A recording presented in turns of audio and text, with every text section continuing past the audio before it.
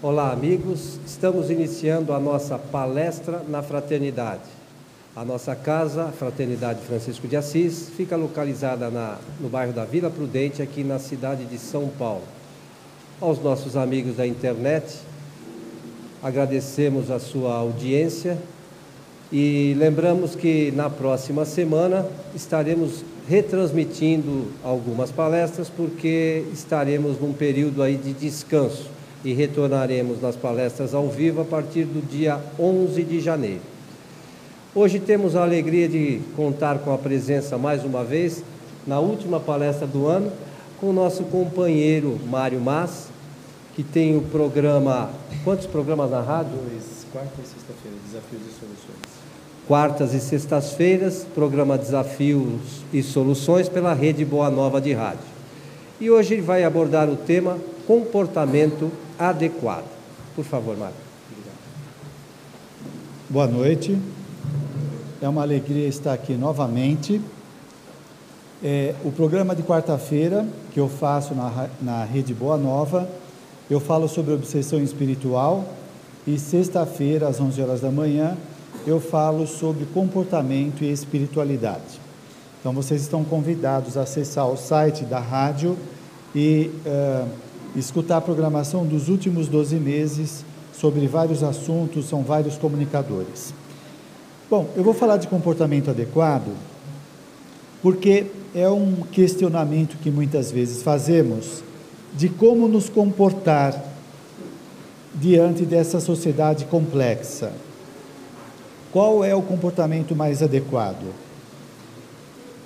Nós temos um modelo de comportamento que vem da sociedade que nós estamos inseridos.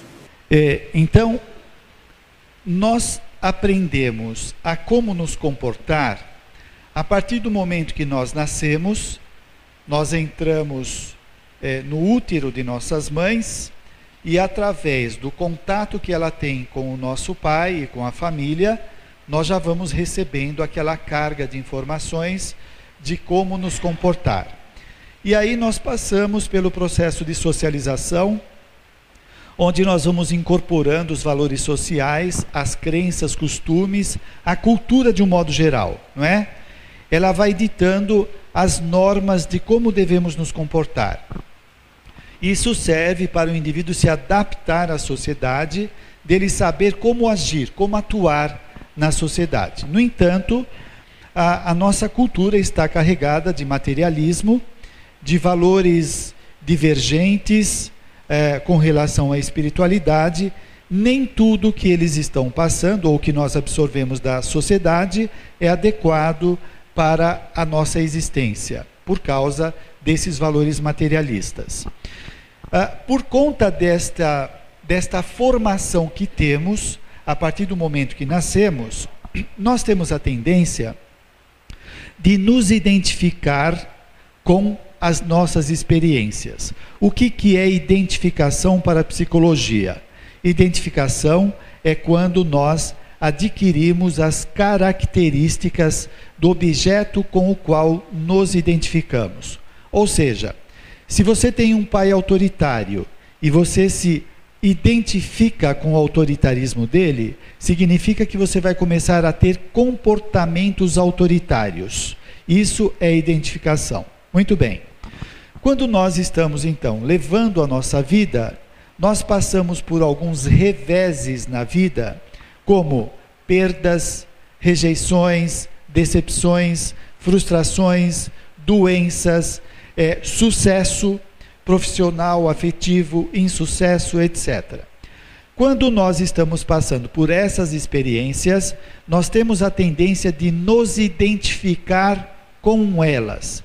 Quando nós fazemos isso, a vida parece se resumir naquilo que estamos identificados. Se nós passamos por uma perda, nós temos a impressão que a vida se constitui nisso, no sofrimento da perda. Se o indivíduo teve uma decepção amorosa, ele acha que a vida é isso, essa angústia de perder alguém. Isso é identificação. Ora, estas experiências são as provas da vida. As provas, elas têm a finalidade de levar o indivíduo ao crescimento espiritual. Invariavelmente, as provas são elaboradas na vida espiritual, as provas e expiações. Então, quando nós reencarnamos, passamos por tais provas, perdas, doenças, sucesso, seja lá o que for, nos identificamos. A vida parece se resumir naquilo. E aí nós esquecemos que aquilo que estamos passando fez parte de um plano espiritual, um plano na vida espiritual. Quando nós esquecemos isso, a vida perde o sentido. Aquela perda, aquela doença, aquele fracasso financeiro, aquele corpo feio, corpo bonito, alto, baixo, seja lá o que for, faz com que a pessoa perca o sentido da vida. Porque como ela não tem perspectiva, achando que a vida se resume nestes sofrimentos, então a vida perde o nexo, o sentido, e aí a pessoa sofre mais ainda. Daí a importância de nós fazermos uma revisão de tudo que nós incorporamos nesse processo de socialização, resgatando a nossa condição de seres imortais. Tudo que nós estamos passando é transitório, é passageiro, faz parte de uma programação espiritual para a nossa evolução. É claro que não é tudo que está programado, não é? O indivíduo sai aí agora na chuva, toma uma gripe, toma a chuva, fica gripado. Isso não estava programado, obviamente, não é?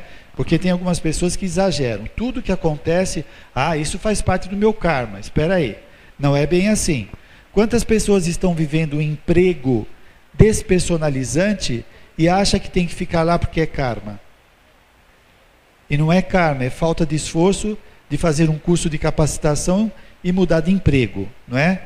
Outras pessoas sofrem, acham que tem que sofrer para se purificar e poderia ter uma vida mais significativa, mais interessante, e não tem por causa de uma crença falsa.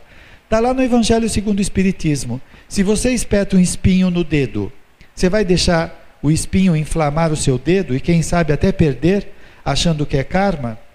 Alguém chega para você e fala, nossa, tira esse espinho, está inflamado, deve estar doendo. Não, é meu karma. Não mexe aqui que eu tenho que levar isso até o final da vida. Não, isso não é karma. Tem um outro nome para isso, né? A pessoa que tem esse comportamento. Uma pessoa rígida, ignorante, falta de estudo e por aí afora. Bem, então no livro de Joana de Ângeles, Libertação do Sofrimento, ela vem fazer uma proposta de um comportamento adequado, para que a gente possa ter uma vida mais construtiva, já que estamos aqui para evoluir e não para sofrer. O sofrimento faz parte das imaturidades naturais que possamos estar nesse momento, não é? Mas não que haja um planejamento para sofrer. Isso depende das provas e expiações também, mas tem que contextualizar a situação. Muito bem. E Joana de Ângeles fala, qual o comportamento adequado para todos nós? A indagação que se faz, e ela diz, o Espiritismo traz o conhecimento da imortalidade da alma, da reencarnação e da justiça divina, propondo a ética moral do Cristo. Lança extraordinária luz na sombra da ignorância, contribuindo para o entendimento lógico da finalidade superior da existência corporal. Eu sei que todos vocês já ouviram falar destas questões, mas eu queria destrinchar com vocês para ver o quanto nós assimilamos da proposta que a benfeitora traz. Quando ela fala que o Espiritismo traz estes conhecimentos e eles vão propiciar uma mudança no nosso comportamento extraordinário, vai depender dessa assimilação. Então, por exemplo, quando fala da imortalidade da alma, será que nós já nos conscientizamos de nossa imortalidade ou só estamos informados? Se nós tivéssemos conscientizados, vivendo plenamente a questão da imortalidade, nós teríamos menos medos, menos inseguranças diante da vida, sabendo que nós somos imortais e que tudo que estamos vivenciando é passageiro, é transitório e tem a finalidade de engrandecer o espírito.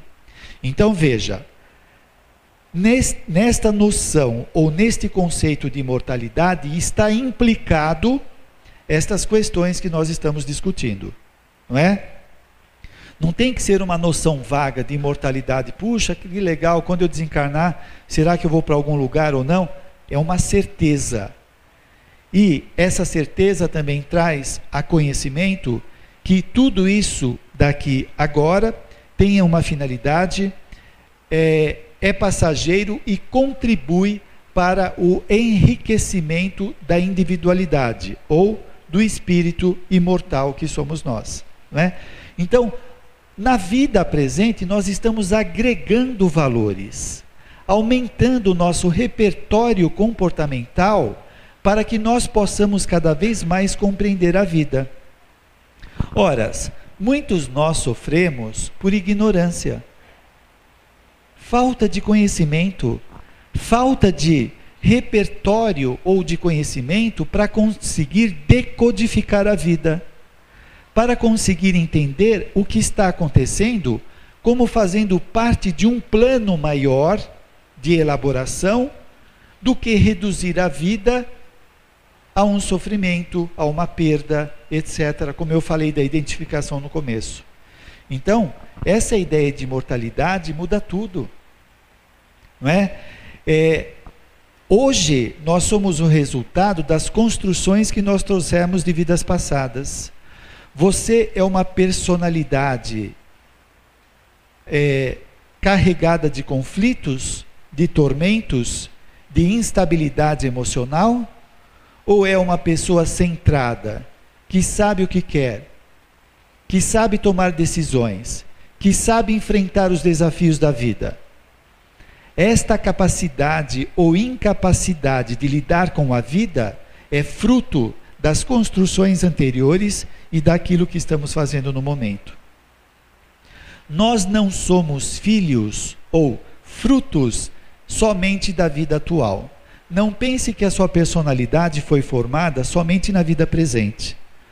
Quando você, eu, todo mundo entramos no útero de nossa mãe, nós já trazíamos uma história evolutiva que tipificava ou que dava as características da personalidade que nós somos, não é? Portanto, não vale ficar acusando os nossos pais por conta dos nossos sofrimentos. Se os nossos pais não nos trataram bem na infância, ou se não tivermos a educação adequada, nós estamos sofrendo pela imaturidade de não saber lidar com aquilo que nós recebemos deles. Porque se fôssemos maduros, nada nos marcaria e nos deixariam conflitados. Portanto, nós somos frutos de nossa imaturidade e não dos nossos pais. Ficar acusando os nossos pais é vitimismo e não altera nada. Nós somos os protagonistas do nosso processo evolutivo, não são os outros. Eles são colaboradores. Bem, então, Joana de Ângeles vai falar que o conhecimento do Espiritismo propicia a responsabilidade consciente em torno do comportamento que devemos ter, que deve ser idêntico aos ensinamentos recebidos. E aqui é muito importante essa reflexão. Nós vemos muitas pessoas fazerem tratamento espiritual, repetir o tratamento, não melhora, frequenta a casa, continua sofrendo algumas coisas. Não quer dizer que se tornando espírita está tudo resolvido, mas alguns comportamentos conflituosos e recorrentes estão mostrando alguma coisa da personalidade. Então a pessoa faz tratamento, não fica do jeito que quer, e aí reclama do centro, que o tratamento não funciona, que essa coisa de espiritismo não é verdade, que os benfeitores não ajudam. Eu vou repetir o que diz Joana de Ângeles. O conhecimento do Espiritismo propicia a responsabilidade consciente em torno do comportamento, que deve ser idêntico aos ensinamentos recebidos. O que a benfeitora propõe aqui é coerência.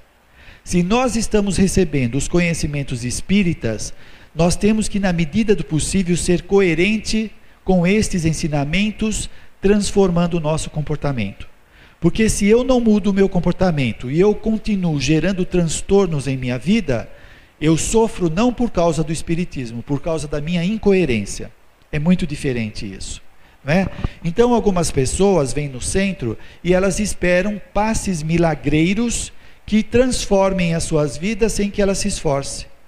Outras pessoas fazem cursos, basta que o título de estar fazendo o curso é suficiente para ela ser uma pessoa nova. Enquanto nós não mudarmos o nosso comportamento para melhor, nós continuaremos carregando os tormentos interiores, geradores de perturbação. Então, não é o espiritismo que não está dando algo para nós, é nós que não estamos sabendo aproveitar o que ele está nos oferecendo. Agora, é claro, e o espiritismo é muito coerente com isso, ninguém muda no instalar de dedos, não é? Não basta fazer um curso e a pessoa está modificada.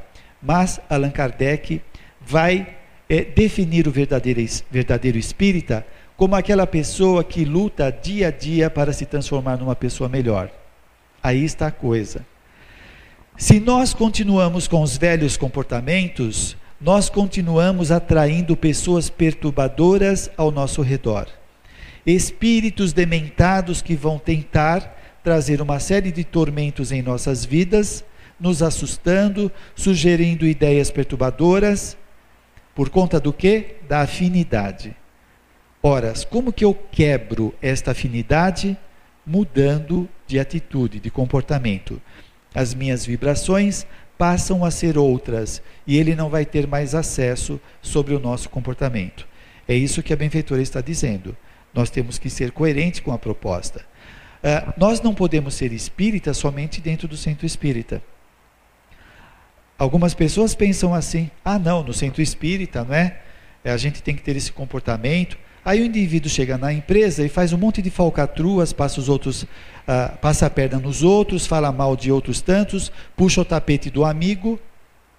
Espera aí, a pessoa quer ser equilibrada assim? Alguém sabe a mágica de como pode ser? Ele está gerando tormentos no meio ambiente, está sendo um agente do mal, e ele quer estar bem. O outro, ele sai do centro espírita, mesmo no ambiente de trabalho, trai a esposa, ou trai o marido. Como que esta pessoa não vai sofrer? Se ela está gerando imagens mentais das coisas que está fazendo, que vão gerar culpas e sofrimentos, autopunição, porque quando nós temos uma culpa, a mente resolve essa culpa através da autopunição. Então o indivíduo começa a gerar tormentos em sua vida, é claro que ele vai sofrer. Portanto, nós temos que ser coerente. Lá no ambiente de trabalho temos que ser ético também. Na rua temos que ser ético. O indivíduo que está acostumado a jogar lata de cerveja, de refrigerante na janela do carro, ou sujeira no chão, ele quer o quê? Viver num mundo civilizado, num mundo de regeneração? Se a pessoa tem um comportamento desse, de sujar a cidade onde ele mora, se ele suja a cidade, como ele deve fazer na casa dele? Não é? O pior disso tudo é a intenção da pessoa. Obviamente que essa pessoa, ela não está preparada para viver no mundo de regeneração. Ela está preparada para viver no meio do lixo. Parece que ela gosta disso, de sujeira, não é? Então, isso tem que ser mudado. Isso também é importante. Isso retrata um pouco da personalidade. É um compromisso que o indivíduo tem consigo mesmo e com o mundo. Um filósofo materialista, ele falou que uma mulher, quando entra numa igreja de vestido de noiva, ela está servindo de modelo para todas as outras mulheres que vão vê-la de vestido de noiva e vão ficar sugestionadas de fazer o mesmo quando se casarem. O Sartre falou isso. Isso quer dizer que nós somos modelos de tudo que nós estamos fazendo.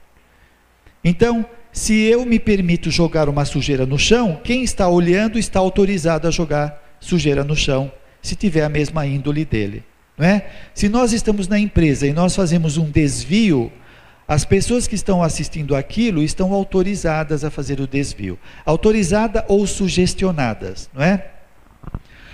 E o indivíduo acha que isso não tem nada a ver com a sua espiritualidade.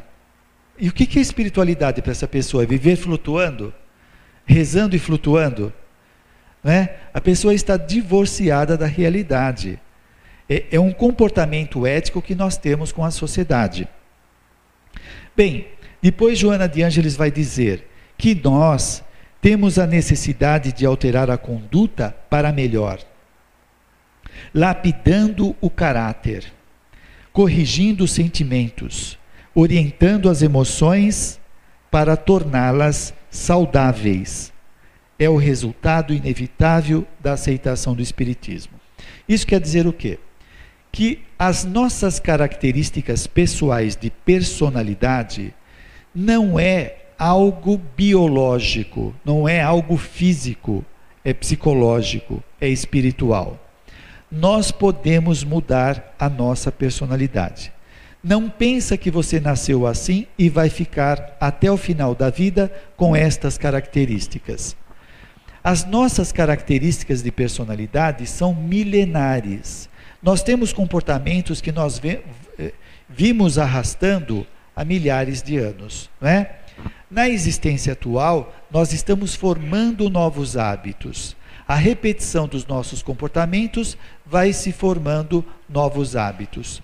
Os hábitos que trazemos de vidas passadas precisam ser modificados. Por exemplo, uma pessoa chega e diz: mas eu sou muito irritadiço, eu sou explosivo, eu não consigo me segurar.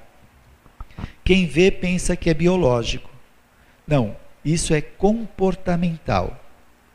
A pessoa tem que se exercitar para disciplinar este comportamento irritadiço, não é? Ele vai educando seus impulsos. Veja bem, provavelmente essa pessoa diz no meio da sua família: eu sou explosivo e falo o que tenho que falar. Só que quando ele está na frente de outras pessoas, que não são os familiares, ele consegue se controlar. Por quê? Na família ele se permite, ele se autoriza.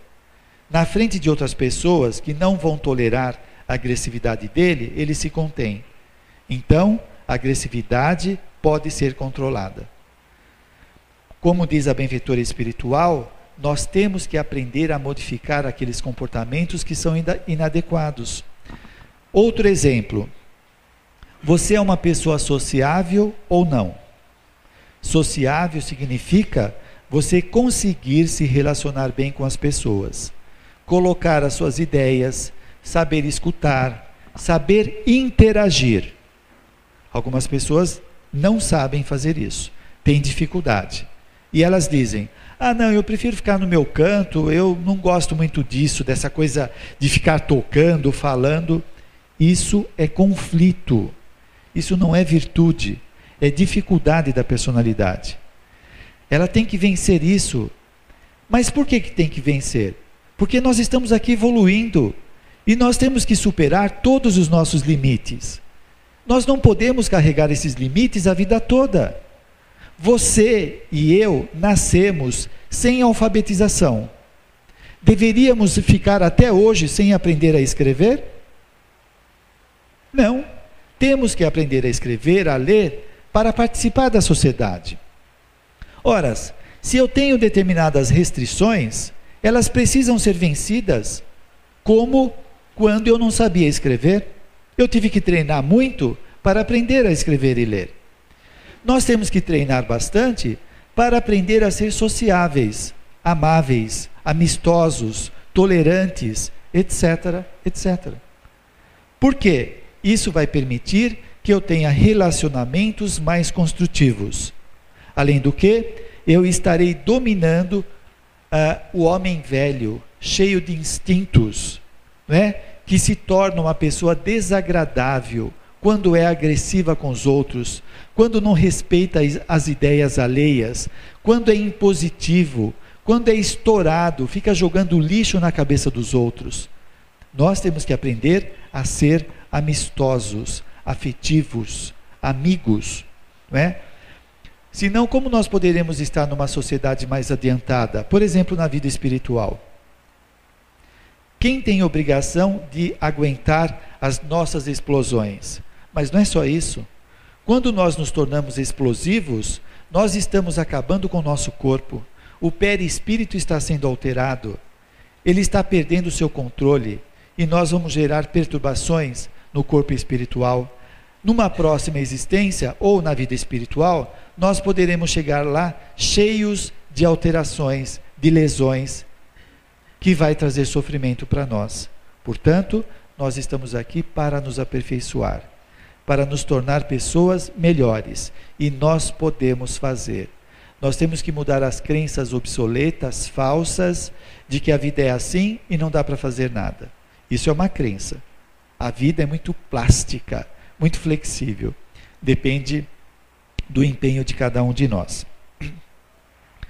Olha só, diz Joana de Ângeles, não se torna factível a preservação dos hábitos enfermiços a que anteriormente se acostumou o indivíduo. Não se torna factível, não se torna bom para a pessoa permanecer com estes comportamentos ou com estes hábitos enfermiços. Hábito enfermiço de falar mal do outro, hábito enfermiço da maledicência, de se alimentar mal, de ter vícios sociais perturbadoras. Isso não é bom. Agora, algumas pessoas falam, mas espera, a vida é minha, eu opto, eu faço o que eu quero. Sim, a vida é sua, mas o corpo foi emprestado por Deus, né? O corpo não é nosso, é um empréstimo da divindade, e nós teremos que dar conta dele. Quando nós usamos de forma inadequada esse corpo, e nós causamos alterações, você já pensou quanto tempo depois você vai levar para reajustá-lo? Trazê-lo ao equilíbrio? Veja, algumas pessoas hoje estão entrevados em corpos que são uma verdadeira prisão.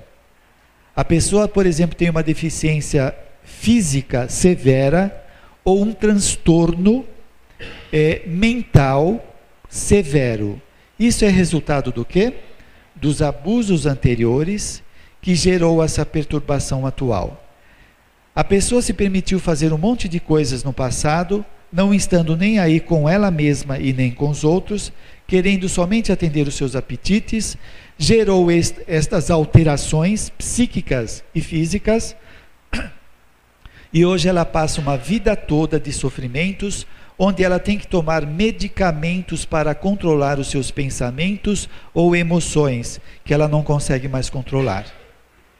Então, a indagação que nós fazemos é o seguinte: olha, você hoje pode controlar os seus pensamentos, né? Você pode decidir o que pensar nesse momento, você pode tomar decisões.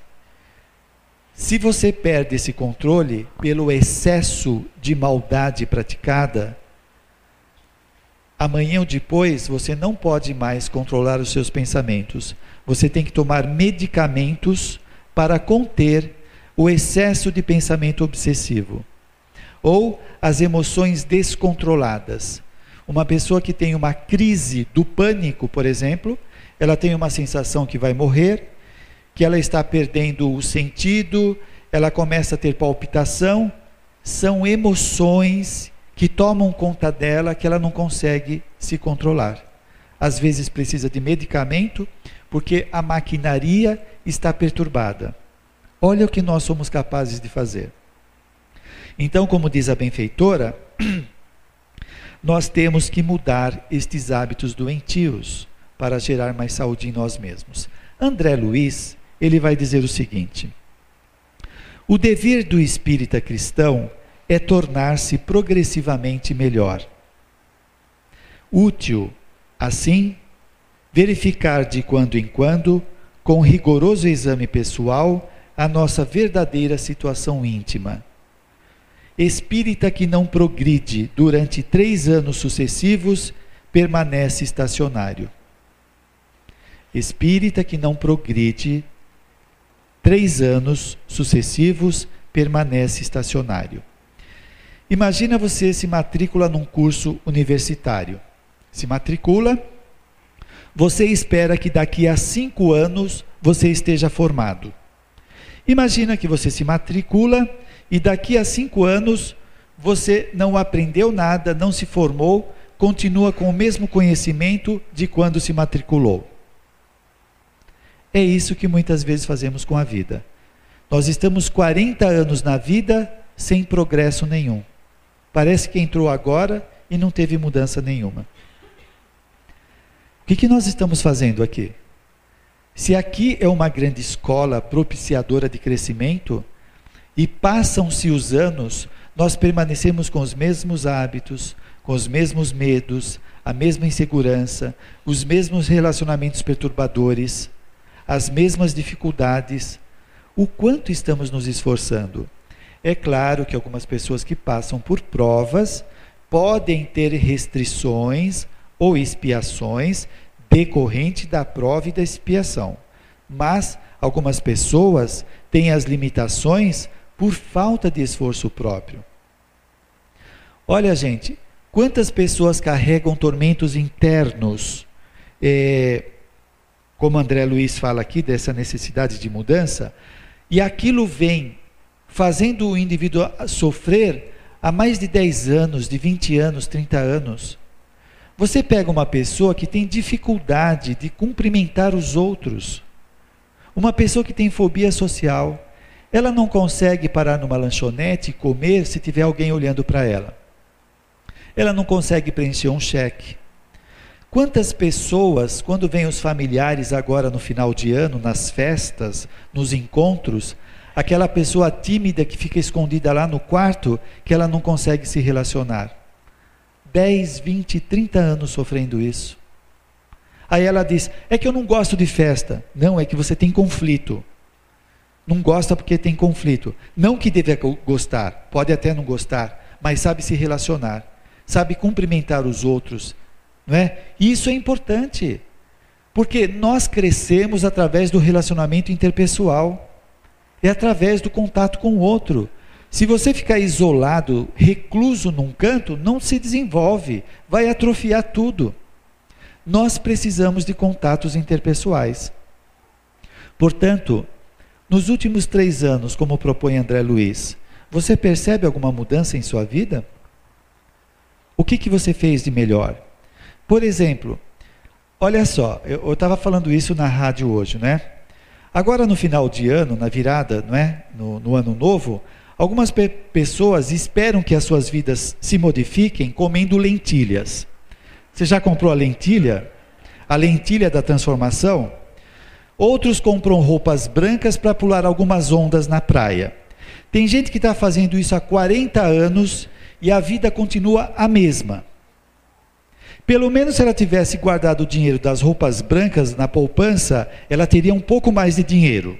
E se ela tivesse plantado, cultivado as lentilhas, ela poderia ter uma plantação, teria algum resultado positivo. Veja, é uma ideia mágica de que alguma coisa exterior vai fazer algo por nós. Não é? É as ondas que vão trazer sorte para nós, a lentilha, ainda com os velhos comportamentos, sem se modificar. Não dá, isso é mágica. O indivíduo que é intragável, todo mundo se afasta dele. Ele vai fazer essas coisas, mas não modifica o comportamento, ninguém chega perto dele.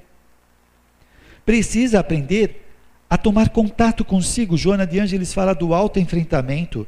Gente, provavelmente você tem computador, tem carro, tem alguma coisa, algum eletrodoméstico que você provavelmente sabe arrumar ou sabe quando está quebrado, sabe o que fazer, não é?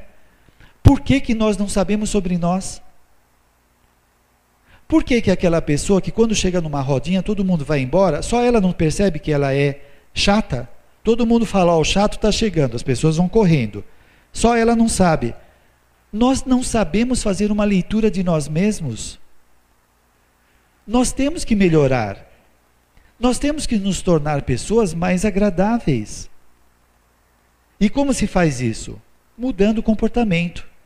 Se eu sou a pessoa tímida, como eu falei, Aliás, quantas pessoas nós vemos, chegam no centro espírita, vão fazer um curso, elas são tímidas, na aula seguinte ela tem vergonha de voltar e já não vem mais. O centro teria que ter um meio de pegar essas pessoas, de fazer alguma dinâmica, para enturmá-la, para ela se sentir à vontade, não é? Então, por exemplo, o indivíduo é tímido. Quando ele chega no centro espírita, primeiro que ele chega se escondendo, né? Ele chega com o livro assim para ninguém ver ele e ele não precisar cumprimentar as pessoas. O pessoal está na lanchonete, na livraria, ele passa tal, a hora que você vai ver ele já está sentado na sala. Como vencer a timidez? Bom, então quando você chega no centro espírita, bom dia, boa tarde ou boa noite. Isso é um exercício de cumprimentar. Para quem tem a facilidade de se relacionar, pode achar que isso é bobeira, mas para a pessoa tímida, isso é muito custoso. Então você chega num lugar, oi, boa noite. Você vai na lanchonete, você pede alguma coisa e conversa com alguém. Estes pequenos exercícios fazem com que a pessoa comece a se enturmar, a se abrir, a perder os medos, não é? Até que ela comece a adquirir autoconfiança. Não deixa a timidez acabar com a sua vida. Não deixe o medo impedir que você possa ter realizações. A insegurança. Quantas pessoas queriam ser professor no centro espírita, trabalhar na sala de passe, fazer entrevistas, mas tem medos, inseguranças, parece uma coisa muito difícil. Perca! Isso tudo está atrapalhando o seu processo evolutivo. E aí é claro que tem uma pitadinha de orgulho também, não é? Preocupação do que os outros vão dizer, vão falar dela, do comportamento dela. Então, vamos aprender a identificar quais são aqueles comportamentos inadequados que têm impedido as nossas realizações, tanto no centro espírita, como na vida social, no nosso ambiente de trabalho, na vida de um modo geral.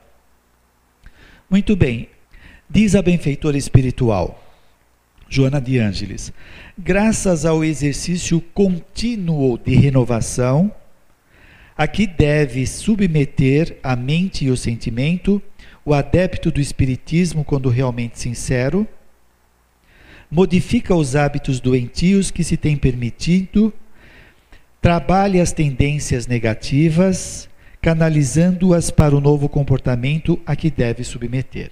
Olha só, eu vou usar essa palavra, já falei antes, mas isso precisa estar conscientizado. Nós modificamos os comportamentos através da repetição. Repetição. É claro que não é uma repetição mecânica, consciente, não é? Eu sou tímido, eu estou cumprimentando as pessoas, eu estou consciente disso. Eu sei que a hora que eu for cumprimentar a pessoa, eu vou ter tremedeira, vou gaguejar, mas eu vou enfrentar. Quando eu vou fazendo isso, eu vou colocando no meu repertório comportamental a experiência de cumprimentar uma pessoa. Isso vai gerando no nosso interior confiança. Confiança de que eu posso chegar nas pessoas, cumprimentá-las e eu não ter um pane, não é? Quanto mais eu vou fazendo, mais segurança eu vou adquirindo. Vocês vejam, na profissão funciona assim. Você entra numa empresa novo, não tem muita segurança daquilo que vai fazer, faz um estágio, repete aquilo muitas vezes, daqui a pouco você domina e tem uma confiança danada. Então depende do enfrentamento. Como propõe a benfeitora aqui, desse exercício continuado que devemos fazer. Bom, depois ela vai dizer: a função primordial do pensamento espírita é trabalhar pela felicidade íntima da criatura. Eu queria, antes de prosseguir, refletir isso. Muitas vezes nós estamos sofrendo não por causa do karma, não por causa de impedimentos sociais, mas por causa de impedimentos internos, de crenças. O que é uma crença? É uma convicção. Crenças falsas. Eu estou nesse planeta para sofrer. O mundo é um vale de sofrimento. Nós estamos aqui para espiar. Nós não temos sossegos obsessores. O indivíduo vai se enchendo de crenças falsas. Muitas vezes ele escutou coisas na infância. Você pega, por exemplo, uma mãe que ela foi frustrada no seu casamento ou decepcionada. e começa a falar para a filha ou para o filho pequeno: nunca se case, olha aí o que você vai enfrentar na sua vida, olha o tipo de marido, olha esse traste que está aí. A criança vai internalizando, e ela começa a ter isso como modelo de vida. Casamento traz sofrimento, não é? Um belo de um dia, ela conhece alguém, por mais que ela tenha a crença, ela continua tendo sentimentos. Um dia ela conhece alguém, se apaixona e começa a se envolver com essa pessoa. Quando ela começa a se envolver, aquela crença que está guardada lá no inconsciente começa a aflorar. Olha que você vai sofrer, isso daí não vai dar certo, você viu o que aconteceu com a sua mãe, aí ela começa a sabotar o namoro dela. Aí o namorado se cansa das brigas que ela provoca, dá um tchau para ela, aí ela faz a conclusão: tá vendo só como minha mãe tinha razão? O relacionamento só traz sofrimento. Não traz. É a convicção falsa. Porque a mãe dela tinha um marido difícil por causa da prova. Ela não tem a prova da mãe. Ela pode conhecer uma pessoa legal e ter uma vida muito enriquecida de afetividade. Então, a mãe está transferindo as suas provas, os seus tormentos para a filha. O marido era difícil, imagina, para ele também suportar a mãe. Você já imagina, não é? Não é só ela. Imagina o marido suportar aquela mulher brigando o tempo todo. Era uma prova. Agora, a filha tem outras provas, e talvez não tenha prova na área afetiva, mas ela pode acabar com a sua afetividade por conta daquilo que ela escutou da mãe. Ou se não, nós escutamos a vida inteira: olha, cuidado onde você vai trabalhar, que você vai ser explorado. Os empregadores só pensam em levar vantagem, faz todo aquele discurso. O indivíduo vai trabalhar numa empresa, é bem tratado, recebe plano de saúde, uma série de condições boas, mas ele já fica por dentro brigando. Ele já fica arranjando confusão, fica arranjando pessoas para partilhar das ideias de revolta dele. Daqui a pouco ele é mandado embora, e aí ele tira a conclusão: está vendo como meu pai tinha razão? Os empregadores são todos exploradores. Agora, quantas convicções falsas nós temos a respeito da vida que está impedindo que nós tenhamos uma vida mais significativa? Algumas pessoas ainda não se autorizaram a ser felizes. Precisa chegar alguém de fora e falar: olha, você já tem a sua casa, ou você tem o seu emprego, você tem saúde, desfruta disso. Agradeça a Deus por isso que você tem, para ela começar a dar valor.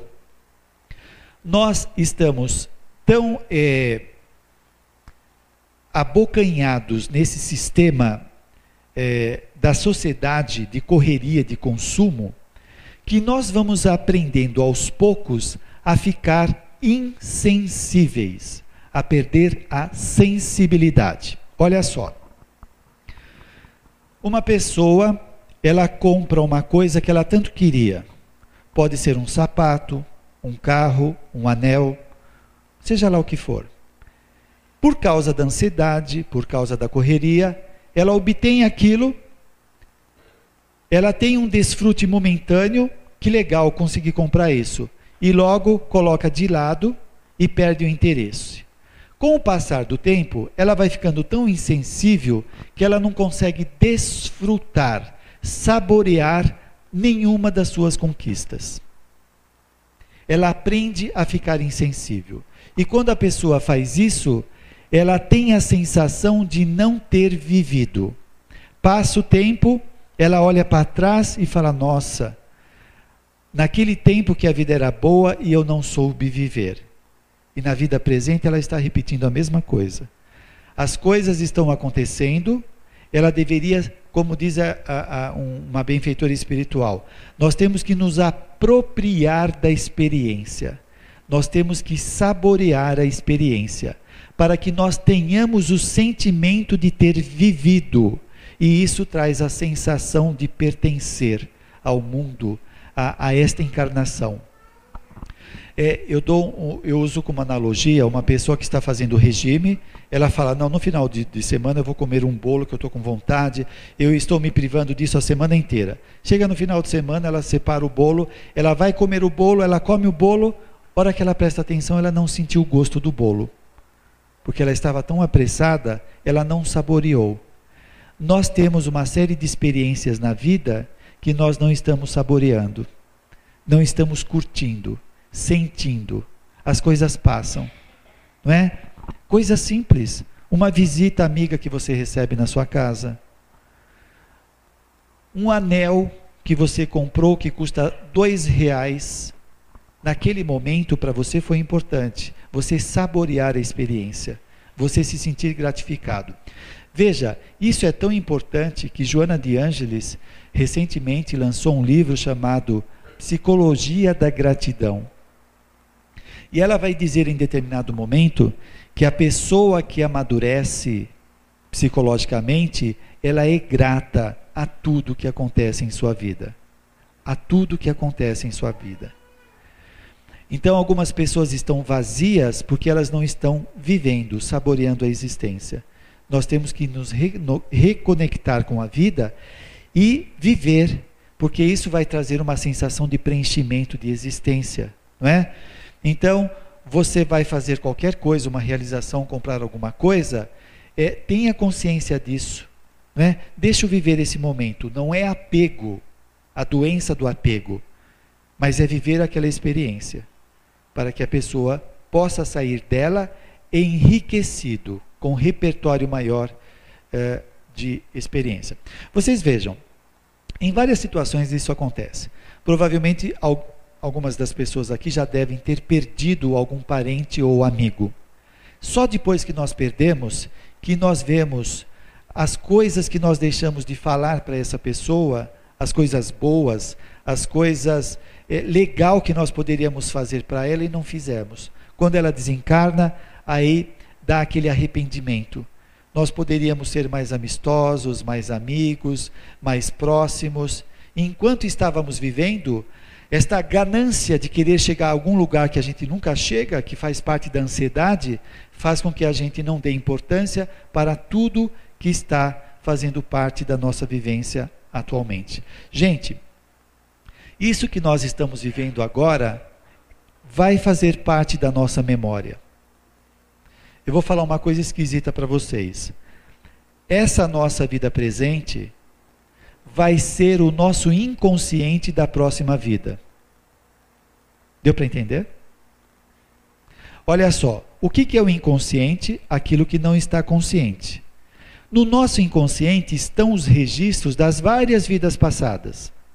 Se você fizer uma regressão de memória hoje, e você pode chegar na sua vida passada, você vai ver que personalidade que você foi, o que você fez, né?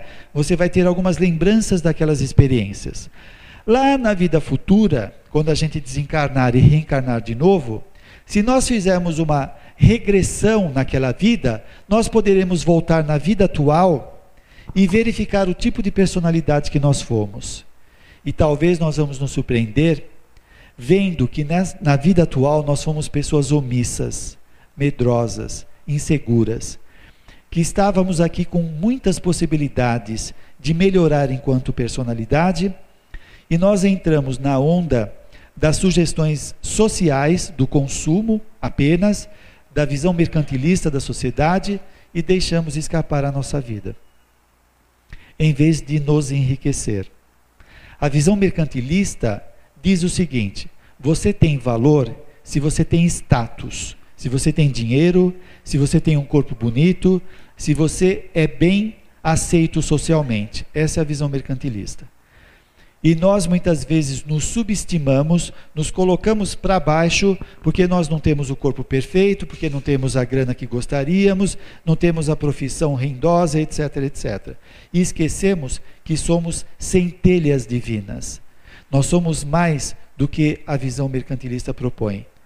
Nós somos imortais. Nós somos uma centelha que não se acaba nunca.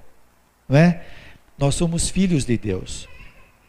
O nosso valor não está na nossa conta bancária ou em nossa beleza, mas em ser quem nós somos. E nós, por um acaso, nos valorizamos por ser quem nós somos? Quantas vezes nós nos comparamos? Ah, mas puxa vida, olha essa outra pessoa que bonita, ou olha o dinheiro que ela tem, olha a cultura que ela tem. Como se isso tornasse ela melhor do que nós.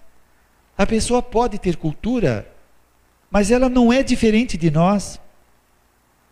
Aliás, quantas pessoas têm muita cultura, têm muito conhecimento, mas vive um tormento interno que não consegue aplacar e precisa constantemente de consumir, mostrar as etiquetas da roupa que compra, né? Para ela se sentir vitoriosa, pelo menos nisso.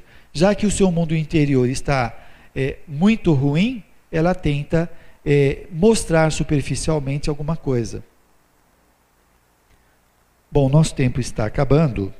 Deixa eu ver aqui.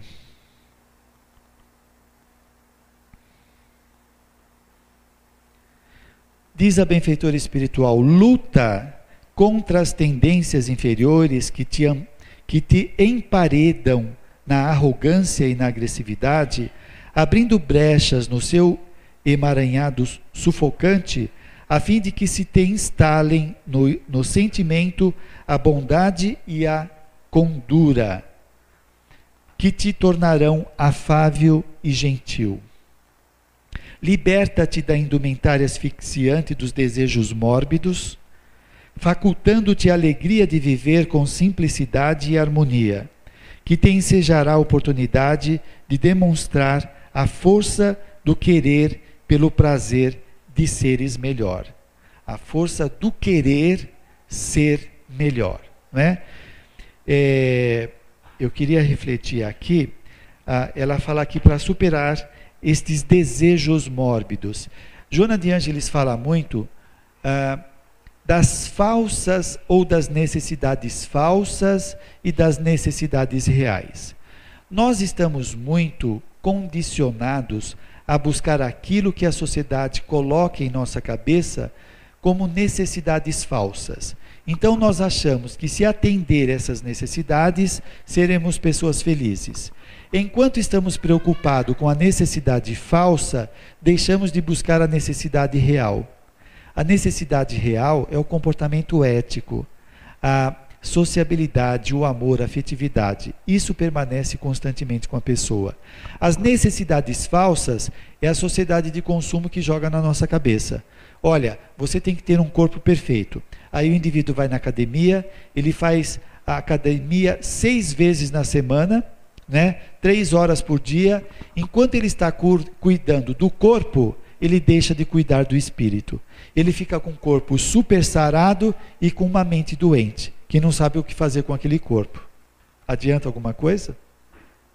Portanto, vamos pensar quais são as nossas necessidades reais. O que vai nos trazer felicidade? O que vai propiciar nos tornarmos pessoas melhores? Acredite que você pode fazer isso. Você é o protagonista do seu processo evolutivo. Agora, nesse momento, você já está esboçando o seu futuro. Tudo aquilo que você está fazendo agora, o seu comportamento, os seus relacionamentos, os seus conhecimentos, já é um esboço do futuro. Se você está se esforçando para se tornar uma pessoa melhor, você já está gerando uma personalidade mais equilibrada no futuro. Aquela pessoa que está desdenhando a sua vida presente, e isso vai gerar culpa, ela já está gerando uma personalidade problemática, ou na vida futura, ou ainda nessa existência. Então depende desse esforço pessoal para tornar a nossa vida significativa. E a proposta do Espiritismo é claríssima, não é? Mostrando a finalidade da nossa existência, que é a evolução. Muito obrigado a todos e boa noite. Obrigado.